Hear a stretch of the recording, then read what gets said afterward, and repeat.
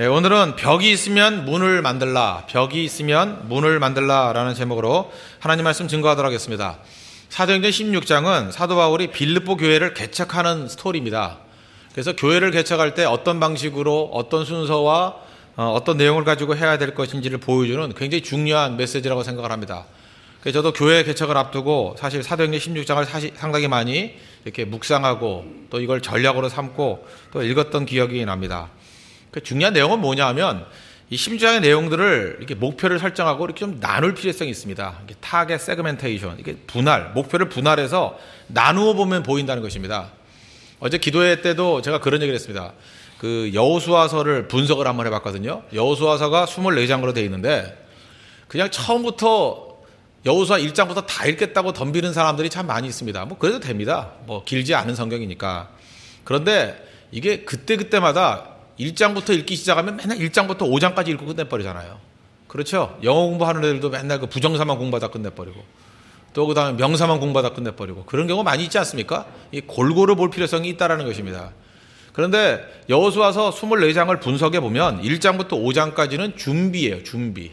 그래서 준비가 필요한 사람은 여호수아 1장부터 5장까지를 좀 많이 읽어야 되고 그 다음에 실제적인 정복이 일어나는 것, 싸움이 벌어지는 것, 싸워야 될 사람들이 있지 않습니까? 그런 사람은 여호수아 6장부터 12장까지를 읽어야 되고 승리 다 했습니다. 이제는 땅을 분배해야 될 거 아닙니까? 분배 내용이 나올 때는 13장부터 21장까지를 읽어야 되고 그 다음에 승리한 다음에 지속적인 승리를 위해서 유지를 해야 되지 않습니까? 수성이 중요하다. 그럴 때는 22장부터 24장까지 내용을 읽어야 된다는 것입니다.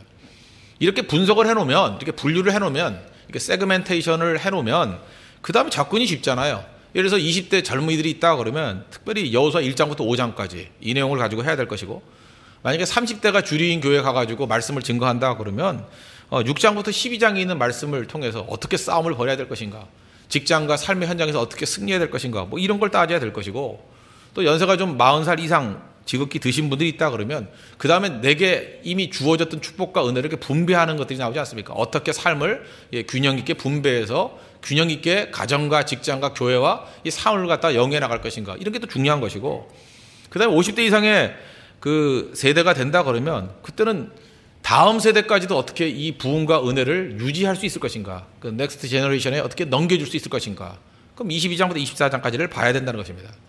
성경에 대한 이런 맵이 필요하다는 거예요. 그래서 지혜롭게 성경을 읽으십시오. 내 상황에 맞게 어디부터 읽어야 될 것인가, 그게 참 중요하다는 거예요. 저는 옛날에 시편을 읽을 때도 맨날 1편부터 읽었습니다. 그래서 제가 1편부터 20편까지를 넘어서 본 적이 없어요. 그래서 제가 한동안 꽤 오랜 기간 동안에 시편 100편 이상을 잘 읽어본 적이 없습니다. 그죠? 연속해서. 근데 그렇게 읽는 게 아니더라고요. 지난번에도 성전에 올라가는 노래 해가지고 중간에 15편을 읽어보니까 유익이 되죠? 그렇게 그때마다 내가 필요할 때 어디를 가야 될 것인가, 이걸 아는 것이 굉장히 중요하다는 것입니다. 그런 의미에서 오늘 그 사도행전 16장의 말씀을 이렇게 분석해 보면 우리가 교회를 개척할 때 또 새로운 사역들을 시작할 때 어떤 식으로 접근할 수 있는지가 보일 수 있다는 것입니다. 잠깐 우리 벽이 있죠. 벽이 있으면 물론 하나님을 의지해서 벽과 담을 뛰어넘는 것도 중요하지만 더 지혜로운 건 뭡니까? 문을 만들면 되잖아요. 그래서 하나님 앞에서 문 만드는 지혜, 이걸 전략이라 그럽니다. 벽이 아무리 높으면 뭐 할 거예요? 문 조그만 거 있으면 개구멍으로 들어가면 되는 거죠. 문이 중요하다는 것입니다. 우리 홍대서교회가 부흥하고 또 많은 팀들이 부흥하고 많은 영혼들을 살리는 교회가 되기 위해서 정확한 타겟과 분석을 통해서 어떻게 접근해야 될 것인지 우리 성경이 주는 메시지를 통해서 순서들을 한번 살펴보도록 하겠습니다. 첫 번째 단계인데, 첫 번째는 강한 팀을 만들라는 것입니다. 1절부터 5절까지 나와 있습니다. 1절부터 3절까지 보겠습니다. 바울이 더베와 루스드라에도 이름에 거기 디모데라는 제자가 있으니 그 어머니는 믿는 유대 여자여 아버지는 헬라인이라. 디모데는 루스드라와 이고니온에 있는 형제들에게 칭찬받는 자니 바울이 그를 데리고 떠나고자 할새 그 지역에 있는 유대인으로 말미암아 그를 데려다가 할례를 행하니 이는 그 사람들이 그의 아버지는 헬라인인 줄을 다 알미러라. 선교와 사역은 혼자 하는 것이 절대로 아니라는 것입니다. 독불장군 가운데 성공하는 사람이 어디 있습니까? 이 파트너가 중요하다는 것입니다. 팀을 짤 줄 아는 거. 하여튼 무조건 여러분 일이 잘 되기 위해서는 팀 짜야 된다, 그런 그 생각을 가져야 된다는 것입니다. 바울이 이 빌립보 교회 개척을 위해서 중요한 파트너를 삼았던 사람이 누구냐면 디모데였다는 것입니다. 디모데가 있었기 때문에 사역이 원만해졌다는 것입니다. 그런데 이 디모데와의 조화가 너무 멋지더라는 거예요. 디모데 전후서를 보십시오. 굉장히 이 사람은 온화한 사람이에요. 바울은 굉장히 불같은 사람이고 조화가 잘 되잖아요. 둘 다 불이면 아무것도 안 되겠죠. 그 다음에 바울이 개척자라 그러면은 디모데는 양육을 잘하는 사람입니다. 이렇게 돌파를 잘하는 사람이 있는 반면에 또 뒤에 있는 사람들이 이렇게 양육을 잘하는 사람이 있죠. 바울이 지도자, 그 리더형이라 그런다 그러면 이 디모데는 일종의 그 관리형, 그죠? 관리형, 스텝 정도의 사람이라고 생각합니다. 바울이 그 영성의 사람이라 그러면 디모데는 약간의 스킬의 소유자예요. 이렇게 기술적인 걸 잘하는 사람이다. 그래서 이 두 사람의 조화가 잘 이루어지더라는 것입니다. 그래서 지금도 뭐 진장들 항상 하나님 앞에 기도할 때 무슨 생각을 해야 되냐면 하나님 팀을 잘 짜게 해 주십시오. 그러니까 팀만 잘 짜도요 기가 막힌 능력이 나타날 수 있다는 것입니다. 부흥하는 팀들을 보십시오. 팀이 잘 짜여져 있어요. 기도하는 간사가 있는 반면에 머리 쓰는 리더가 있고, 그죠? 거기다가 또 분위기를 돋구어주는 뭐 헬퍼가 있고, 뭐 이럴 때 은사 보완적이 될 때 제일 강할 수 있다는 것입니다. 그리고 팀을 새롭게 짤 수 없다 그러면 자기 팀의 성격이 무엇인지를 빨리빨리 파악을 해야 된다는 것입니다. 그래서 자기 팀의 성격을 극대화시킬 수 있어야 되고, 우리 팀의 약점과 보완될 점이 무엇인가. 그래서 그런 사람을 놓고 기도하든지 또 전도하든지 해서 팀을 이렇게 이루어 나가는 거예요. 그러니까 팀이 뭔지를 모르는 사람들은 그냥 자기가 부족한 그대로 있는 거예요. 얼마나 어리석습니까? 정 안 된다 그러면 뭐 두 개 팀을 갖다가 조인트를 하든지 아니면 트레이드를 하든지, 우리 이거 비슷한 성향의 물 같은 애가 둘이 있다. 너네 물 같은 애 하나 좀 보내줘라. 그래서 물과 물이 하나씩 교대를 하면 굉장히 유익해질 수도 있다고 생각을 합니다. 이게 중요하다는 거예요. 그리고 이게 또 왜 중요하냐면 팀 짜는 것이, 지금 우리 교회는 그 진 개념으로 일을 하고 있지 않습니까? 그 진에 대해서 제가 이렇게 아이디어를 얻게 됐던 건 뭐냐면 기도하는 가운데 이런 생각이 들더라고요. 민수기를 쭉 읽어봤습니다. 민수기를 읽어보니까 이스라엘 백성들의 조직이 가족 단위입니다. 그러니까 뭐 조직할 게 없어요. 가족은 혈연관계 아닙니까? 가족끼리 누구 집안 뭐 누구네 집안에 뭐 누구 아들이 있었고 누가 있었다. 그리고 그 집안들이 합쳐놓으면 지파가 되잖아요. 그 지파가 뭐 3개씩 묶어가지고 뭐 동쪽에 있는 지파, 그러니까 동진, 서쪽에 있는 지파 3개를 합쳐서 서진, 이렇게 진을 나눴어요. 캠프를 나눴더라고요. 그래놓고 그것이 행진하는 그 팀이 될 뿐만 아니라 그게 곧 전투 조직이었습니다. 전투할 때도 그렇게 되더라고요. 그러니까 일상적인 평상시의 조직이 전투 조직하고 똑같았다라는 것입니다.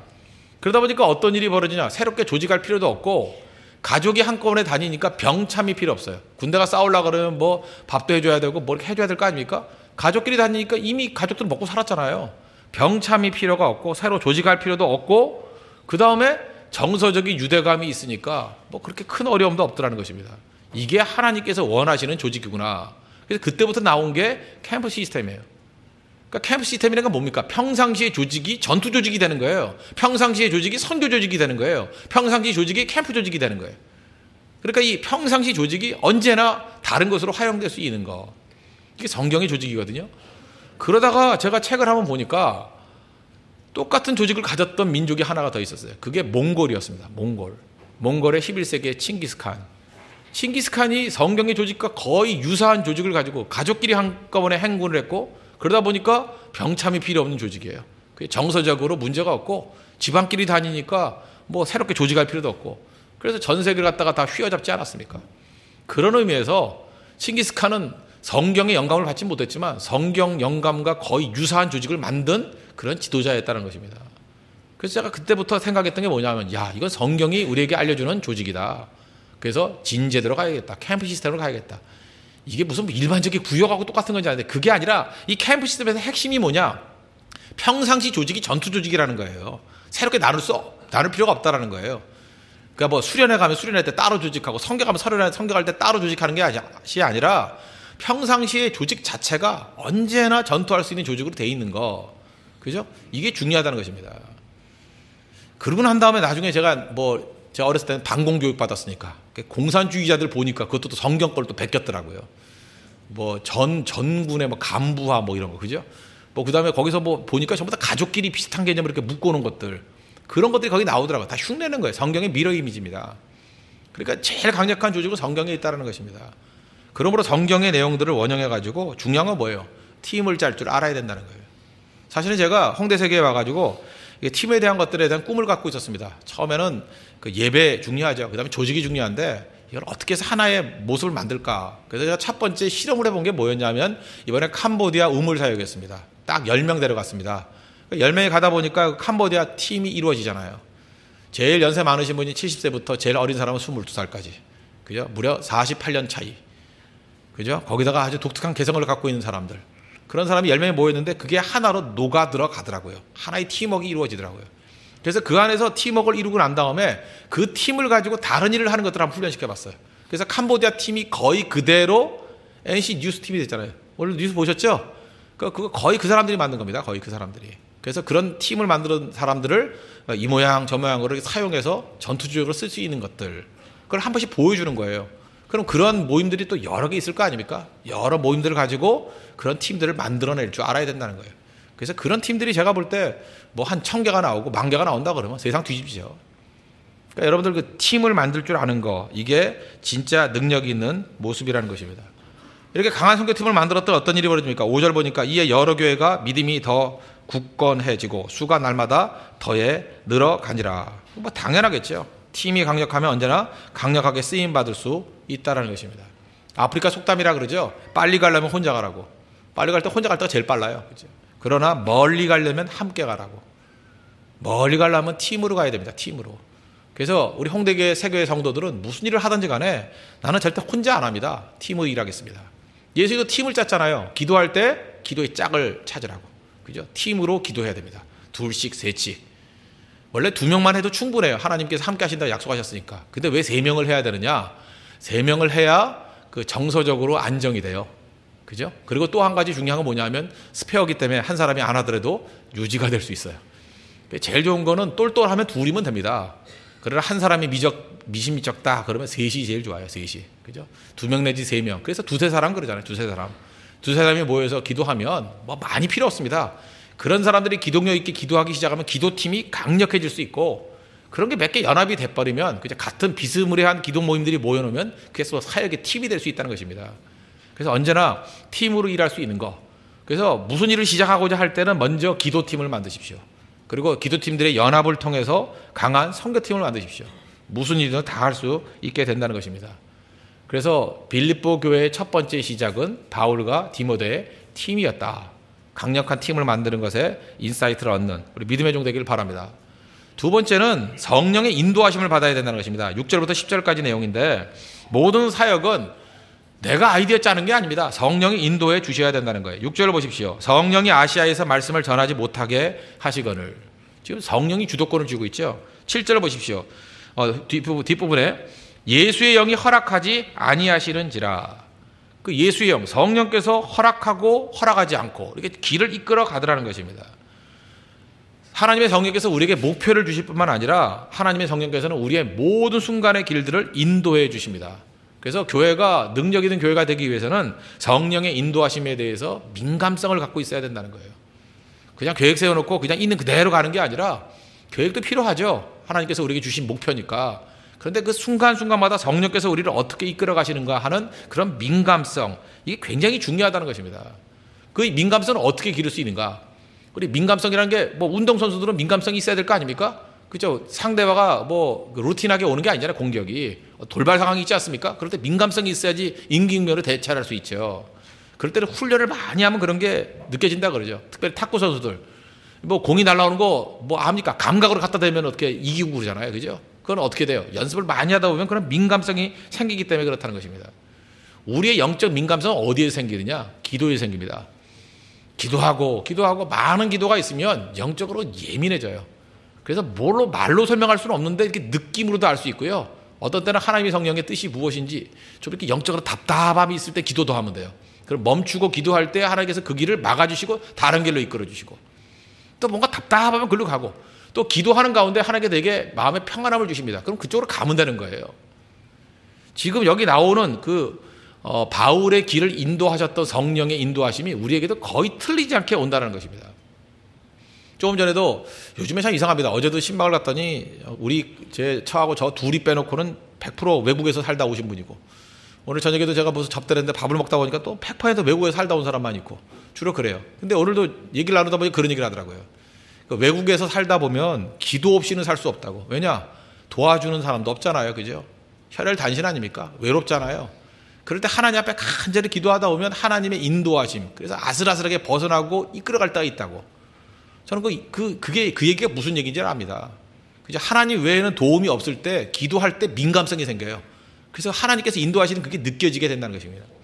그럼 국내에 사는 사람도 그만큼 기도한다 그러면 그렇게 갈 거 아니에요? 우리는 알게 모르게 믿는 게 많아요.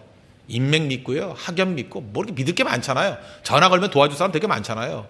그래서 우리가 오히려 영적 민감성이 떨어지는 게 아닌가 그런 생각을 합니다. 기도 많이 해보십시오. 기도를 하다 보면 물론 지나놓고 그런 느낌을 받아요. 기도한 대로 안 된다는 걸 알게 됩니다. 내가 A를 놓고 기도하잖아요. 그럼 A대로 안 돼요. B를 놓고 기도하면 B대로 안 돼요. 그럼 기도를 많이 하면 될 거 아니에요. A, B, C, D, E, F, G 쫙 하면 될 거 아니에요. 그럼 그대로 다 안 돼요. 그럼 나중에 오기가 생기거든요. 도대체 하나님, 내가 지금 10가지를 놓고 기도했는데 이 10가지 안에도 안 될 것 같은데 느낌이 그래요. 그러면 자기가 있는 머리 없는 머리 다 짜가지고 20가지 가능성을 놓고 기도를 합니다. 그러면 자기 마음 가운데 이런 마음이 생겨요. 하나님도 요 20개 안에는 들어가는 답을 주실 거야. 그렇잖아요. 이게 20개 뭐 엄청나게 많이 했으니까. 그런데 묘한 건 뭐냐면 제가 여러 번 실험해 봤어요. 이 20가지 정도면 이거 충분하다. 이 외에는 다른 길이 없다. 그래 놓고 기도하면서 기다려보면 하나님께서 또 다른 21번째 길을 열어주세요. 와, 또 줬다. 그래서 그 다음에는 이제 오기로 또 한 번 더 기도하는 거예요. 25가지 놓고 기도해보는 거예요. 어떤 거는 그러면 주님께서는 26번째 방법을 또 보여줄 때가 있어요. 그래서 깨닫게 되는 게 뭔지 아십니까? 기도를 왜 많이 하는지 알아요? 그대로 안 될 거니까 그걸 아닌 거예요. 그리고 기대감이 생기는 겁니다. 이거 말고 뭐가 생길 것인가. 여기 결혼을 앞두고 있는 형제 자매들이 있지 않습니까? 그 배우자를 놓고도 기도를 많이 해야 됩니다. 그냥 막연하게 기도하지 말고 구체적으로 찍어서 기도하는 것도 되게 중요하다고 생각해요. A 오빠 괜찮습니다. B 오빠 그냥 C, D, E, F 이렇게 5명 놓고 기도하잖아요. 그럼 절대 5명 안에서 기도하는 내용 내에서 결혼이 안 돼요. 하나님이 원하시는 또 7번째 남자가 있어요. 그러면 그것도 궁금하다 그러면 좀 더 많이 해보세요. 한 10명 놓고 한번 기도해보세요. 이것도 아닙니까? 그러면 그것도 아니에요. 주님께서 하는 11번째 X라는 또 오빠가 또 생겨요. 그래서 나중에는 왜 하나님께서 그렇게 이끌어 가시냐면 내가 지금 기도할 때 가능성을 놓고 있는 건 뭐예요? 100% 내 이성이죠. 내 머리에서 짜는 결론 아니에요? 내가 생각할 때 이런 길이 있을 거야. 이거 외엔 다른 길이 없어. 아니에요. 하나님의 또 다른 길이 있어요. 그래서 이런 기도 생활을 많이 하다 보면 느끼는 게 뭐냐 하면 야, 내 생각 가지고 하나님의 마음을 읽을 수는 없구나. 그걸 알게 돼요. 그래서 뭐 이렇게 구하는 기도보다도 하나님께 맡기는 기도를 더 많이 하게 됩니다. 기도가 깊어지면은 구체적이 되다가 다시 추상적이 돼버려 또. 그죠? 구체적으로 가다가 구체적인 게 의미가 없다는 걸 알게 돼요. 그래서 하나님께 모든 걸 맡긴다고요. 그래서 그 다음부터 저는 그 이사야서 55장 8절 9절 말씀 좋아하는 사람을 저는 이렇게 이해합니다. 저 사람은 기도를 많이 해본 사람이야. 신앙의 연륜이 깊은 사람이야. 그렇게 느껴와요. 왜? 대부분 이렇게 저렇게 발버둥치다가 마지막 붙드는 말씀이거든요. 이는 내 생각이 너희 생각과 다르며 내 길은 너희 길과 다름이니라. 여호와의 말씀이니라. 이는 하늘이 땅보다 높은 같이 내 생각은 내 길은 너희의 길보다 높으며 내 생각은 너희의 생각보다 높음이라. 결국 마지막 이 고백을 붙들 수밖에 없다고요. 내가 아무리 머리 짜내봐야 하나님의 생각 따라갈 수가 없어요. 내가 아무리 길을 찾아봐야 하나님의 길 근처도 못 가요. 그래서 하나님 내가 생각하는 건 이 정도인데 절대로 이 정도로 나를 이끄시지 않는다는 것을 아십니다. 하나님 더 큰 길로 더 좋은 길로 이끄실 걸로 믿습니다. 나를 맡깁니다. 인도해 주십시오. 그렇게 된다는 것입니다. 제가 실제로 이 홍대세 교회를 개척할 때에도 그랬던 적이 있습니다. 내 주변에 있던 사람들은 알잖아요. 교회 개척 어디 할 것인가 뭐 할 때 그거 기도 안 하겠습니까? 기도해가지고 제가 찾았던 것이 처음에 4군데였어요. 4군데 했는데 저도 알았어요. 그 4군데 했던 데는 안 된다는 거. 항상 제가 찍는 데는 아니거든요. 하나님이. 그래서 제 마음 가운데 그러면 한 10군데 하면 되겠지. 10군데를 찍었어요. 이 정도면 뭐 더 없겠지. 그래도 미심쩍어 가지고 제가 최대 20군데까지 찍었어요. 그리고 알았어요. 여기는 아니라는 거. 근데 그 20군데 안에 홍대 앞에는 없었던 거 아시죠? 없어요. 진짜 그렇더라고요. 그죠? 뭐 찍었던 것 중에 하나가 나온 게 아니에요. 저도 몰랐고 나머지도 몰라요. 뭐 맨날 뭐 전병 목사 어디서 개척할 건가 다음 터리. 나도 몰랐는데 지들이 어떻게 알아? 그죠? 저도 몰랐어요. 여기 결정하기 일주일 전까지 몰랐어요. 계속 기도하다가 내가 생각했던 전혀 엉뚱한데 생각했다가 분명 엉뚱한데 나올 거라고 생각했는데 하나님께서 여기로 이끌어 가시더라고요. 기도 없었다는 얘기가 아닙니다. 기도가 있었어요. 아닌 거 놓고 계속 기도했어요. 아닌 거 놓고. 이거 아니죠. 내 생각은 이거 같으니까 아니죠. 떠오른 건 다 아니었어요. 하나님께서는 그런 식으로 이끌어 가시더라는 것입니다. 잘 보십시오. 지금 사도 바울이 하나님의 인도하심을 통해서 성령의 인도하심을 통해서 간 곳이 어디입니까? 지금 마게도냐잖아요. 그런데 사도 바울이 지금 가고자 애썼던 곳이 어디예요? 뭐 아시아로, 비두니아로, 뭐 여러 군데 갈라 그랬죠. 그 중에 바울이 가고자 애썼던 그 목록 가운데 마게도냐가 있었어요, 없었어요? 없었죠. 이제 이해가 되십니까? 내 생각 가운데 나오는 답이 객관식 중에 하나도 포함이 안 돼 있어요. 하나님은 전혀 다른 길로 이끌어 가시더라는 것입니다. 밤의 환상 보세요. 9절. 밤의 환상이 바울에게 보이니 마게도냐 사람 하나가 서서 그에게 청하여 이르되 마게도냐로 건너와서 우리를 도우라 하거늘. 바울이 그 환상을 보았을 때 우리가 곧 마게도냐로 떠나기를 힘쓰니 이는 하나님이 저 사람들에게 복음을 전하라고 우리를 부르신 줄로 인정함 일러라. 전혀 예상치도 못했던 곳으로 이끌어 가시더라는 것입니다. 그래서 우리가 가져야 될 생각은 뭐냐? 하나님 앞에 기도하면서 성령에 민감하면서 우리를 이끌어 주십시오. 그렇지만 누구나 교인들도 느끼고 외부에서 느끼는 거지만 저 교회는 교회로 이끌어가는 교회가 아니고 성령이 이끌어 가시는 교회야. 저 사람의 생각이라면 절대 저런 일을 할 수가 없어. 저 성령께서 생각하신 사람과는 차원이 다른 생각으로 이끌어가는 교회야. 그런 교회가 돼야 된다는 것입니다. 이런 교회가 되려고 그러면 특징이 뭐가 돼야 돼요? 기도해야 돼. 기도. 흘러넘치는 기도가 있어야, 그죠? 내가 했던 기도 내용이 다 무너지면서 하나님의 인도하심으로 간다고. 지금 사도 바울도 기도한 거 아닙니까? 비두니아를 가려고 애썼잖아요. 기도했잖아요. 아니다, 그죠? 예수 여기 또 막잖아요. 아시아 갈 때 막잖아요. 이 모든 걸 막히는 게 기도가 의미 없다가 아니죠. 기도를 통해서 아닌 거 찾아냈잖아요. 아닌 거. 여러분, 기도는 길 찾는 게 아니에요. 아닌 거 찾는 거예요. 아닌 거. 이건 하나님의 뜻이 아니군요. 이건 아니군요. 이건 아니군요. 다 지워나가는 거예요. 그러다 나중에 주님 앞에 서는 거예요. 멍하니 서서. 그럼 어디로 가야 되죠? 그 순간에 하나님께서 환상 가운데 우리가 가야 될 마게도냐를 보여주신다는 것입니다. 이건 선교뿐만 아니라 우리 개인의 삶, 사업도 그렇고 우리 개인의 진로도 그렇고 모든 분이 다 그렇다는 것입니다. 우리 홍대석의 성도들은 성령의 민감한, 성령의 인도함을 받는 우리 믿음의 신실한 종 되길 바랍니다. 성령의 인도함을 받을 때 그때 열매를 거두게 돼요. 그러면 이렇게 길을 잘 모를 때는 어떻게 해야 될 것인가? 제가 그때 붙들 수 있는 말씀이 뭐죠? 이 세인기도회 때 계속 붙들었던 게 뭐예요? 두 가지인데 제가 볼 때 봉헌기도예요. 봉헌기도. 봉헌은 저 같은 때를 이렇게 헌금을 드립니다. 헌금을 드리면서 이겁니다 하고 이렇게 봉헌을 했을 때 뭐 그때 능력이 임할 때도 있고요. 또 하나는 금식기도예요. 그 내용을 놓고 금식하면서, 그러니까 무슨 얘기냐면 하나님께서 이렇게 마게도냐 환상을 주셨잖아요. 이게 내게 주신 확실한 뜻이다. 그럴 때 저는 봉헌기도를 해요. 하나님 앞에 헌물을 드리면서 주님 마게도냐입니다. 여기 은혜를 주십시오. 봉헌기도. 또 하나가 뭐냐? 금식이에요. 금식. 그 내용을 놓고 마게도냐를 놓고 금식을 하게 되면 하나님께서 분명히 이끌어 주시는 길이지만 이 봉헌과 금식기도가 병행해서 이루어지게 될 때는 30배, 60배, 100배의 열매를 거둔다는 것입니다. 반드시 그래요. 이게 뭐예요? 사역의 폭발력이에요. 그래서 어떤 길인지를 아는 것만 중요한 게 아닙니다. 어떤 사람들은 그냥 3배, 6배, 10배 은혜, 그런 사람도 있어요. 근데 폭발력 있는 게 뭔지 알아요? 봉헌기도, 금식기도, 이런 걸 빨리 배워야 돼요. 그죠? 금식을 배워놓으면 이게 폭발력이 있어요. 100배의 폭발력이 있다고요. 똑같이 하나로 끝날 문제가 100으로 끝나요. 100으로. 10으로 끝날 문제가 1000으로 끝나고요. 100으로 끝날 문제가 10,000으로 끝나요. 그래서 어떤 사람이 가면 이렇게 폭발력이 막 빵빵 터지는 사람 있잖아요. 그죠? 왜 그래요? 금식의 능력이 있기 때문에 그래요. 봉헌의 능력이 있기 때문에. 그런 거 배워야 됩니다. 그래서 이게 파괴할 수 있는 거. 뭐 게임 같은 거 할 때도 보면은 무슨 뭐 이렇게 뭐 물방울 같은 게 나오면 빵빵 터지대. 점수가 몇 배 나오고. 그죠? 이것도 이게 성령의 역사를 갖다 약간 흉내내는 거 아닌가 그런 생각이 들어요. 그죠? 금식해 보세요. 그러면 곱하기 100짜리가 딱 100배가 딱 되고 60배가 돼버리고 이제 그런 게 분명히 있다는 것입니다.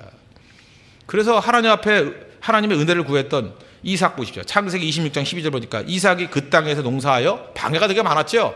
근데 방해를 무릅쓰고 우물 빼앗는 걸 무릅쓰고 농사를 지었더니 그 해에 100배나 얻었고 여호와께서 복을 주심으로. 저는 우리 홍대세계 성도들이 무슨 일을 하든지 간에 성령에 민감해서 100배나 얻었고 이런 모습이 나오길 바랍니다. 여호와께서 복을 주심으로. 그게 우리의 사역의 능력이 돼야 된다는 것입니다. 팀 짜십시오. 성령에 민감해지고 또 그 다음에 이것을 하나님의 뜻이라고 붙드는 그 순간에 봉헌기도와 금식기도를 통해서 폭발시켜 버리십시오. 이게 바울이 했던 아주 중요한 길이었다는 것입니다. 그리고 이제 현장에 들어갔습니다. 세 번째 단계는 지역 상황에 적응하는 거죠. 11절부터 15절까지인데 공동체와 친해져야죠. 뭐 가면 하나님께 뭐 다 받았으니까 이제 가만히 있어도 저절로 되냐? 아니죠. 13절 보십시오. 안식일에 우리가 기도할 곳이 있을까 하여 문 밖 강가에 나가 거기 앉아서 모인 여자들에게 말하는데 두아디라시에 있는 자색 옷감 장사로서 하나님을 섬기는 루아디라 하는 한 여자가 말을 듣고 있을 때 주께서 그 마음을 열어 바울의 말을 따르게 하신지라. 그러니까 이 친구 사귀는 거, 공동체와 친해지는 거, 이게 굉장히 중요하다는 것입니다. 그러니까 자기의 대상에 대해서 연구를 할 줄 알아야 돼요. 이 상황에서는 우리가 어떻게 해야 될 것인가. 여기서 강가에 나가서 기도했다는 건 무슨 얘기입니까? 원래 유태인들은 한 10명만 모여도 회당이라는 게 있습니다. 시나고라는 게 있는데 빌립보에는 이 빌립이라는 자체가 이게 그 헬라 이름이잖아요. 그러니까 유대인들이 살지 않는 그 그리스 도시입니다. 그리스 도시. 그러니까 회당이 없었던가 봐요. 그러니까 그 강가에 나가가지고 누구 만날 수 있을까? 그래서 처음 접촉점을 가진 게 여자들 만난 거 아니에요, 여자들. 여기서부터 빌립보 교회가 시작이 되더라는 것입니다. 그러니까 여러분들 막막하다 그러면요, 그냥 친한 친구 1명, 2명 이렇게 사귀는 거, 이거 되게 중요하다고 생각합니다. 먼저 친해지는 게 제일 중요해요. 저는 요즘에 신방을 다니면서 주로 하는 일이 뭐냐 하면 그냥 성도들과 친해지는 겁니다. 어제는 우리 외국인 출신들 이게 쭉 모아놨거든요. 시민권자들 중심. 그러니까 뭐 애들이 뭐 한국말 하나도 모르고 도대체 내가 외국에 온 건지 국내에 있는 건지 모르는 뭐 그런 상황이었습니다. 12시부터 12시 반부터 모여가지고 4시까지 놀았어요. 스파게티 먹고 저 얘기. 여러분 뭐 맛있는 거 많이 사줘가지고 뭐 있어가지고 있는지 알아요? 여러분 그 외국에 살다 오신 분들은요, 특징이 뭔지 알아요? 절대 맛있는 거 안 줍니다. 그들의 문화는 뭐냐 하면요, 비스켓 3개 내놓고 이야기 4시간 하고 이런 거예요. 주스 반잔 주고 마시면 안 돼요. 혀만 그냥 개같이 핥다가. 그죠? 그 3시간 먹어야 되니까 뭐 주로 이제 그런 거 많이 해요. 어저께 그 집이 그랬다는 건 아니고, 예. 뭐 비슷했다는 얘기죠. 뭐 그런 거, 예. 주로 얘기를 많이 나눠요. 우리 한국인들은 그냥 먹는 게 목적이잖아요. 그들은 먹는 건 아니고 이게 이야기가 목적이에요. 그래서 뭐 거기들은 자기들끼리는 그러대. 뭐 믿지 않는 사람은 위스키 뭐 3분의 1잔 펴놓고 그거 4시간 얘기할 수 있다고, 그죠? 그래서 나중에 그 술인지 나중에 뭐 그게 침이 반인지 모를 정도로 이제 그렇게 하는. 그게 문화잖아요, 문화. 근데 그 얘기를 많이 나누면서 느꼈던 게 뭐냐, 친해졌어요, 금방. 처음에 서먹서먹하다가 크게 보면 4가정이 갔거든요. 4가정이 모여가지고 서로 똑같은 동병상련 아닙니까? 하나가 되고. 그게 바로 뭐예요? 팀 만들어주는 거예요, 팀. 그 공동체에 맞게. 그 팀 하나를 만들어주면 또 비슷하게 외로운 사람들이 얼마나 많겠어요. 또 많이 모여들겠죠. 또 타이밍에 맞게 또 우리 좋은 영어권에 있는 선생님들이 많아가지고 또 뭐 중고등부, 유초등부, 영유아부까지 전부 다 영어 강의도 가능해지고 영어 그 분막 공부도 가능해지는 그런 것들이 있으면 그릇만 준비되면 또 모일 거 아니에요. 이제 그런 것들 자꾸만 모여주는 겁니다. 왜? 친해지는 거니까. 이번에 캄보디아 갔을 때 팀 짜여졌다 그랬죠. 그 중에 한 자매 집에 가가지고 금요일 날에는 그 10몇 명인가요? 뭐 와가지고 밤 12시 반까지 그 금요 철야가 없으니까 너무 좋죠. 12시 반까지 계속해서 이야기하고 먹고 나누고 굉장히 친해지잖아요. 친해진 그 사람들이 또 다른 일을 하지 않습니까? 그러니까 언제나 창의적으로 접근해야 된다는 것입니다. 그죠? 뭐 무조건 열심히 하면 되는 게 아니라 친해질 수 있는 팀들을 짤 수 있는 그런 모습들이 쭉 있어야 된다는 거예요. 그렇게 노닥거리다가 발견한 게 누구예요? 루디아예요, 루디아. 루디아라는 여자를 딱 잡았어요. 자색 옷감 장수. 옛날에 자주 장수 그랬는데 이 텍스타일, 옷감 장수하는 여자였어요. 이 여자를 만나보니까 이게 기도하는 여자고 신실한 여자고 열정이 있는 여자예요. 그래서 루디아를 통해서 빌립보 교회의 기초를 쌓기 시작합니다. 오늘도 얘기했죠. 어떤 사람을 믿으면 그죠, 공급이 있다고. 그 루디아를 믿었습니다. 루디아를 통해서 이제 빌립보 교회를 세울 수 있는 공급들이 확 밀어오기 시작하는 것입니다. 저는 홍대 세계를 보면서 여기도 이 홍대 앞에 변화를 위해서는 여기 아티스트나 또 뭐 이런 사람들 만나야 될 거 아닙니까? 근데 마치 우리 형제 가운데 한 사람이 그죠, 음악 연주 학원을 하는 사람이 있어요. 그 형제를 만나니까 이 언더그라운드 가수들하고 연결이 되더라고. 오늘도 막 이메일 보내서 누구누구 연결된다, 어떻게 하면 된다 하는 것들. 우리 교회 이 자리 평일날에는 그냥 그 연주 장소로 빌려주려고 그러거든요. 여기 연주할 데 없으니까, 그죠. 와가지고 교회에 날락하면서 여기가 교회야 그러면서 한번 올 거 아니에요, 그죠. 그래서 성도들도 한 10% 뒤에 앉아 있다가 저기 언더 가수들이 저렇게 하는 거구나 하고 구경도 할 수 있고 돈도 안 내고, 그죠. 그렇게 볼 수 있고 좋지 않아요? 또 하나 우리 교회도 이렇게 소극장 하시는 분들이 있어요. 그분들 만나가지고 그 연결하면 또 생각보다 연극하는 분들 많아요. 연결하고 화랑하는 분들 또 있다고요. 그런 분들이 루디아라고요. 그러니까 루디아를 만나서 이렇게 이끌어가면 되는 거죠. 또 하나가 자기 자신의 경험이라는 게 있지 않습니까? 외부에서 상상하는 것과 자기가 경험하는 것은 똑같지가 않잖아요. 근데 이제 젊었을 당시에 상당히 많이 놀던 어떤 자매한테 내가 간증을 들었어요. 이런 클럽 같은 데 오면은 이게 여름엔 잘 모르지만 겨울에는 굉장히 춥답니다. 근데 그때는 예쁘게 하고 올라고 이게 미니스커트를 입고 되게 춥대요. 근데 그 줄을 서 있어야 된대. 근데 줄을 왜 서 있는지 아십니까? 뭐 11시까지는 공짜래요. 공짜라고 줄 서 있는 거래 그때. 난 그 왜 서 있나 했더니 그죠? 그 위에 떨지 않고는 들어가면 또 돈을 내고 들어가는가 보죠. 뭐 하여튼 그런 뭐 내용이 있답니다. 근데 그때 당시에 이 홍대 앞에 추운데 따뜻한 거를 파는 곳이 딱 한 군데밖에 없었대요. 조폭 떡볶이. 잘 모르세요? 조폭 떡볶이? 그래서 그 조폭 떡볶이만 무지하게 떠버렸대요. 그래서 그때 굉장히 춥답니다. 그리고 끝나고 난 다음에 술을 많이 마시면 또 배가 그렇게 고프대요. 술 마셔본 사람만 알죠. 배가 그렇게 고프대요. 그래서 그때 아이들을 얻었죠. 그렇지, 밥차 사역이야, 밥차. 그죠? 그래서 1톤 트럭을 하나 사가지고요. 우리 아침에 설렁탕 주지 않습니까? 우거지탕. 그것도 내가 알았어요. 우리가 새벽에 주는 만큼 그렇게 무지하게 많이 주면 안 된대요. 애들이 예쁘게 춤춰야 되기 때문에. 그죠? 그거 반 정도나 국물이 많고 건더기는 거의 없이. 그죠? 간단하게. 그리고 거기다가 이제 우리 교회 뭐 로고 정도나 써놓고 연락할 수 있을 거. 그리고 나중에 그 컵을 들고 다니는 사람 없잖아요. 버리잖아요. 그래서 혹시 우리 연락처를 알게 된다 그러면 냅킨에 인쇄를 해서 냅킨을 주면 돼요. 냅킨은 자기도 모른 척하면서 집어넣는데요. 나중에 보려고. 그죠? 냅킨 정도.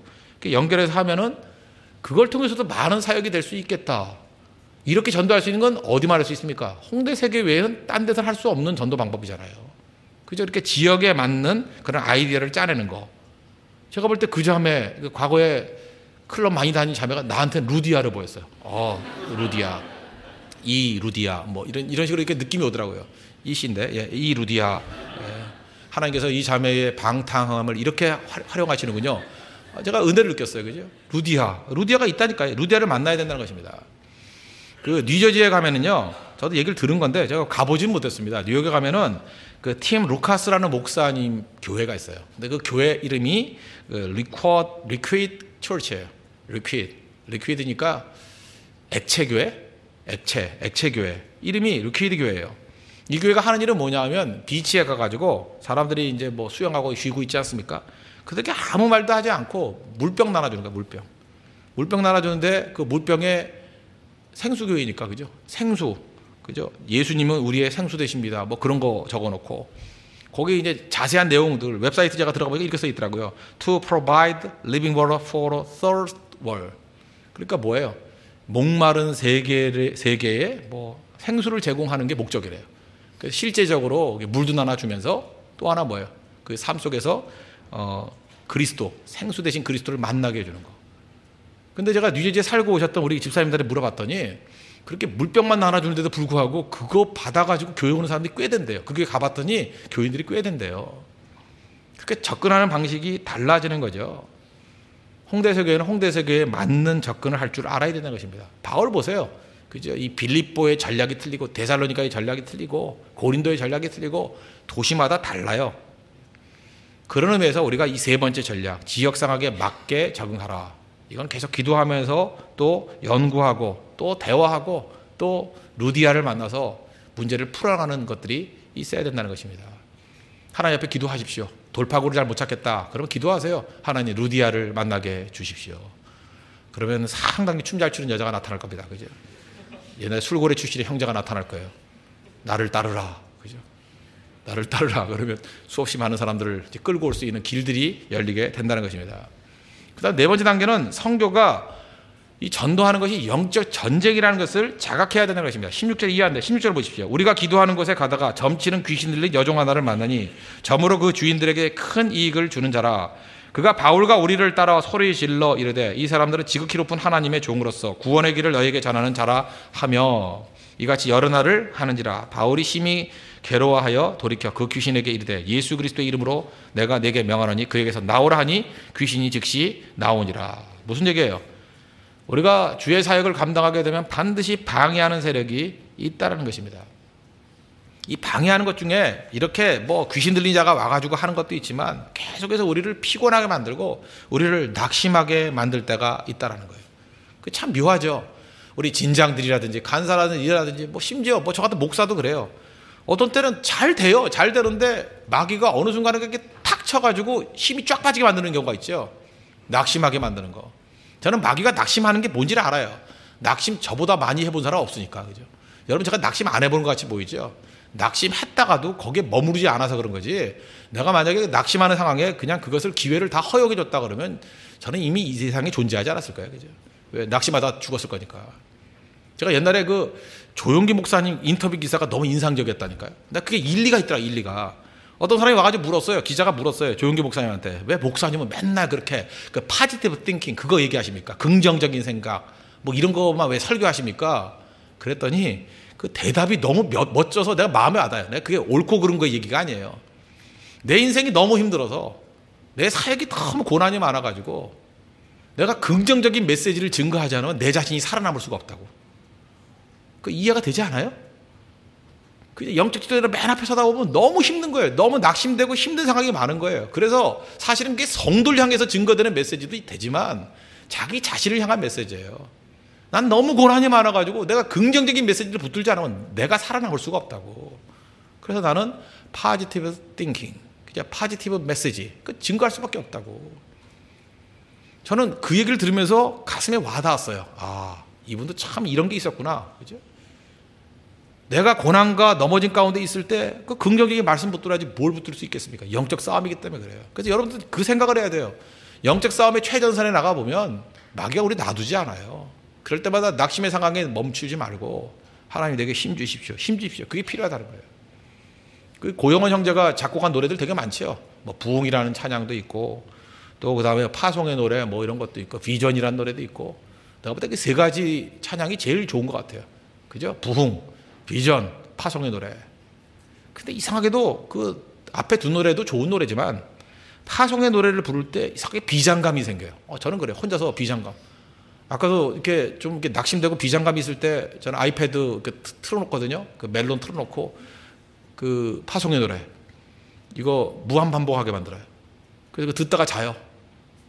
그러면서 제가 느끼는 게 뭐냐 하면 왜 이 찬양이 비장감이 있을까?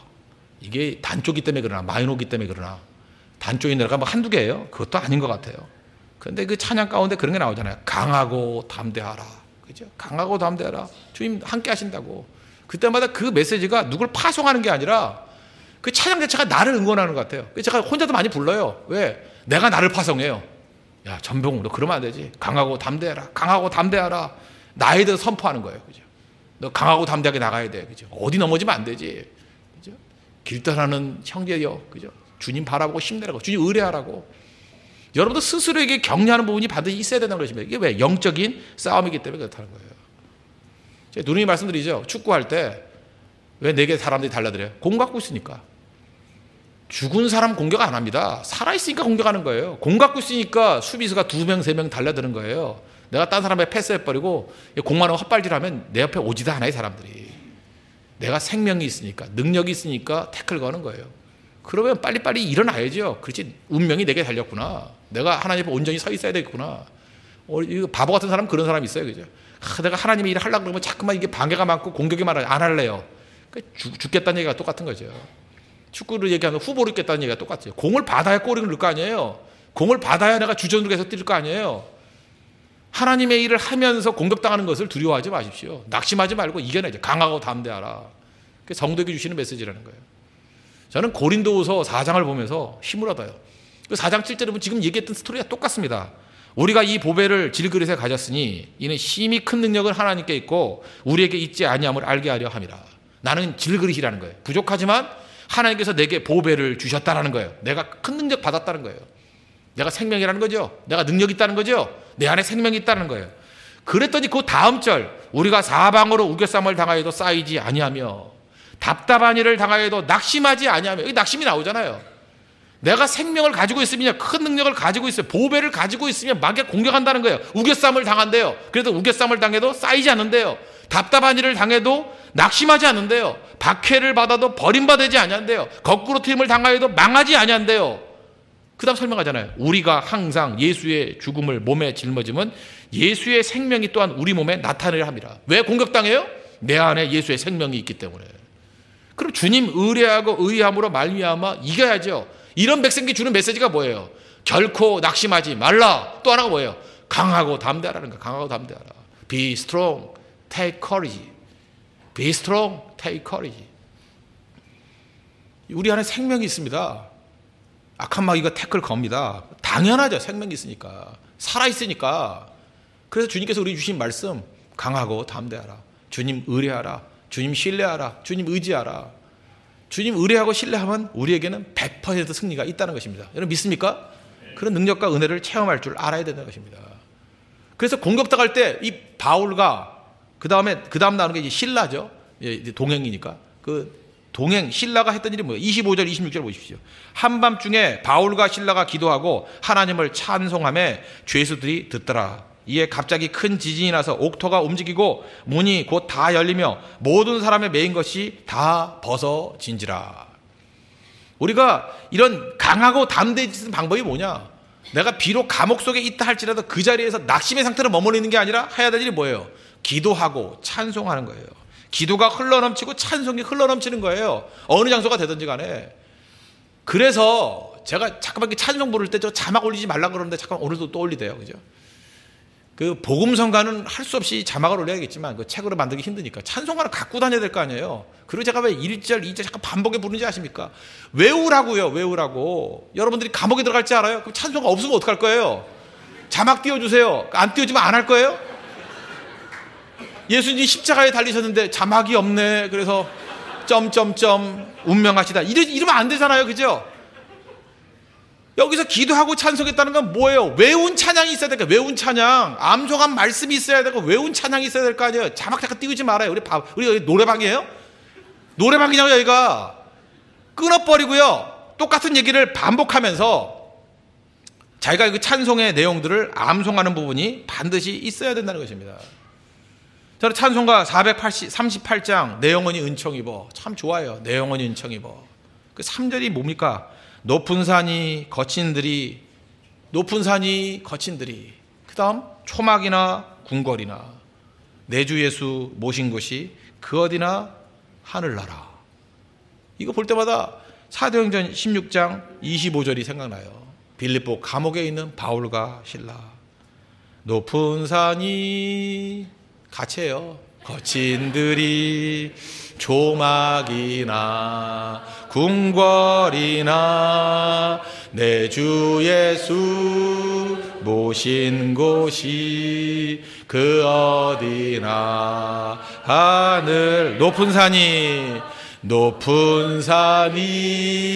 거친 들이 조막이나 궁궐이나 내 주 예수 모신 곳이 그 어디나 하늘나. 할렐루야 할렐루야 찬양하세. 내 모든 죄 사함 받고 주 예수와 동행하니 그 어디나 하늘나라. 이게 성도의 영적 능력이라는 것입니다. 아무리 눌려있는 상황이라 할지라도 그 자리를 기도의 장소로 만들어버리는 거예요. 그 자리를 찬송의 자리로 만들어버리는 거예요. 그래서 기도가 흘러넘치고 찬송이 흘러넘치니까 옥문이 열려버리잖아요. 그렇죠? 왜 하나님께서 우리를 감옥에 집어넣었어요? 감옥 문 열라고. 왜 여러분들 어려운 상황에 넣어버린지 알아요? 그 어려운 상황을 열어버리려고, 박살내버리라고요. 그래서 주변에 있는 많은 사람들이 그걸 듣더라 그러잖아요. 이 간증이 되도록. 죄수들도 듣더라. 듣고 있는데 갑자기 큰 지진이 나가지고 옥문이 열려버렸어요. 복음 준 거죠. 세상에 이거보다 중요한 전도 활동이 어디 있겠어요? 여기는 죄수들 나중에 믿지 않았겠어요? 나중에 간수 믿고, 그죠? 여기 루디아 믿고, 뭐 여기서 도망쳐 나온 사람도 믿고, 뭐 그랬을 거 아니에요? 여러 사람들. 그게 빌립보 교회의 멤버들이었어요. 그래서 우리가 길이 막히는 게 아니에요. 그 자리에서 버티면서 찬송하고 기도하고 찬송하고 기도하고. 여러분 가정이 답답합니까? 찬송하고 기도해 보세요. 가정에서 이게 옥문이 열려버려요. 지금 직장이 답답합니까? 거기서 찬송하고 기도해 보라고. 직장의 문이 확 열려버려요. 캠퍼스가 답답합니까? 뭐 안 된다 그러고 찬송하고 기도해 보세요. 확 열려버려요. 우리 지금 홍대 앞에 있는 교회인데 홍대생들이 제가 볼 때 교인의 한 3분의 1이 될 거 아니에요? 전도해야 될 거 아니에요? 가가지고 기도해 보세요. 기도하고 각 집마다 홍대를 위해서 기도하고 전도하라고요. 홍대 문이 확 열려버릴 거 아니에요. 그죠? 혹시 알아요? 정문을 이쪽으로 만들지? 예? 문이 확 열려버릴 거 아니에요? 지금 개구멍 같은 거 여기 하나 있어요, 옆에. 그죠? 밥상 옆으로 하나 있는데, 글로 그냥 확 열릴 거 아니에요? 그냥 쏟아져 올 정도로 기도할 수 있는 일들이 나타날 수 있다는 것입니다. 그러므로 여러분들 힘내십시오. 힘내시고 결코 흔들리지 마십시오. 요한복음 16장 33절 보니까 너희가 환난을, 세상에서는 너희가 환난을 당하나 담대하라. Be strong. Take courage 그러잖아요. 내가 세상을 이겼노라. I have overcome the world. 세상을 이겼다고. 세상을 이긴 예수님 계시지 않습니까? 우리에게 be strong, take courage. 완전히 강하고 담대하래요. 그 말씀 붙들고 일어설 줄 아는 우리 믿음의 신령한 종들 되길 바랍니다. 이게 홍대세교입니다. 그래서 우리가 가는 길마다 지금 어떤 길이 기다리는지 아시겠죠? 이런 영적 싸움이 기다리고 있습니다. 그때마다 찬송과 기도로 예수 그리스도를 신뢰하고 의지함으로 나아가게 될 때 승리하게 될 것입니다. 이 싸움 벌일 거예요. 이 싸움. 내일부터 이 싸움 벌일 거예요. 우리 새벽마다 기도하면서 그냥 영적 역전을 일으키고 인생 역전을 일으키고 삶에 막혔던 것들을 열어버리고 벽이 있다는 문 만들어버리고 또 문도 만들기 힘들어서 그냥 부셔버리고 부시기 힘들다면 넘어가 버리고요. 적진을 달릴 것이고 여기저기서 물론 부상병은 좀 나올 거예요. 피도 좀 흘리고 있지만 빨간 데도 발라가면서 죽지는 않아요. 절대 우리는. 그죠? 그래서 말 타고 다니는 선구자적인 그런 역할들을 감당하는 우리 믿음의 종물이 될 것으로 확신합니다. 이런 승리를 맛보는 믿음의 종 되기를 바랍니다. 네, 기도하겠습니다. 하나님, 우리 홍대 세교입니다. 교회 이름 앞에 홍대라는 것이 붙어있을 정도니 이건 뭐 전도 안 하면 말이 안 되겠죠. 홍대 앞에 변화, 홍대의 변화, 하나님 영적 싸움에서 승리할 수 있도록 빌립보라는 이 힘든 상황 속에서 교회가 세워지면서 놀라운 일들이 이루어졌던 것들을 기억하지 않습니까? 하나님, 우리 교회도 이제 개척 상황 아닙니까? 하나님, 홍대 앞에 있는 많은 영혼들 변화될 수 있도록 강한 팀을 만들어 주시고 성령의 인도하심을 주시고 지역 상황에 맞게 적응하게 해주시고 무엇보다 영적 전쟁에서 이길 수 있도록 해달라고 우리를 강하고 담대하게 붙들어 달라고 다시 하나님 간구하겠습니다.